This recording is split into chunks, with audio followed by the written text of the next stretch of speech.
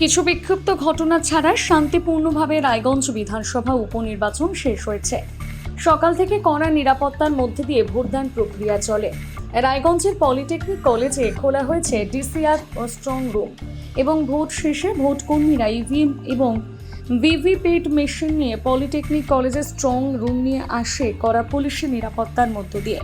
আগামী 13 তারিখে ভোট গণনা হবে। কড়া নিরাপত্তার মধ্যে স্ট্রং রুম বন্ধ থাকবে প্রার্থীদের জন্য। আমার নাম হলো প্রবীণ কুমার দাস। বাড়ি আমার বলবো ইস্ট রুসুলপুর, রায়গঞ্জে। ডিউটি করেছিল মহারাজপুর এফপি স্কুলে। হ্যাঁ, অভিজ্ঞতা তো ভালোই, ভোট ভালো হয়েছে, শান্তিপূর্ণভাবে ভোট হয়েছে। হ্যাঁ, কেন্দ্র মানে ভালো আমাদের করেছে, মানে প্রোটেকশন দিয়েছে, গন্ডগোল হয়নি, ঝামেলা হয়নি। ভোটার ছিল 1105, ভোট 915। এবার গতবার লোকসভায় কি আপনার ডিউটি পড়েছিল? হ্যাঁ, করেছি। সেই লোকসভার তুলনায় বিধানসভায় কি দেখলেন? উপনির্বাচন কি দেখলেন? ভোটদানের হার কি কম নাকি মনে হয়? না, একটু কম আছে। তুলনামূলকভাবে একটু কম। কম কম। কত পার্সেন্ট ভোট পড়লো আপনাদের তাও? ভোট কত হবে? মোটামুটি 70%।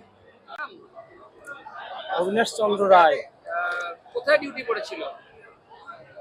12 নম্বর পেজ, চাপদুয়ার, সুভাষগঞ্জ থেকে একটু ভিতরে আর কি। ভোট কেমন হলো? খুব ভালো হয়েছে, কেন্দ্রীয় বাহিনীর ব্যবস্থাপনা কেমন ছিল? ভালো ছিল, কেন্দ্রীয় ব্যবস্থা ভালো ছিল। কোনো অপ্রীতিকর ঘটনা? ভোট কত ভোটার ছিল আপনার ভোট কেন্দ্রে? 1278, কিরকম ভোট পড়লো? 881, সবকিছু ঠিকঠাকই ছিল? ঠিকঠাকই ছিল। একটা কথা, ভোট দেওয়ার মানুষের উৎসাহ নাই বেশি, মানে সবাই সন্ধ্যার দিকে একটু ভিড় করছে।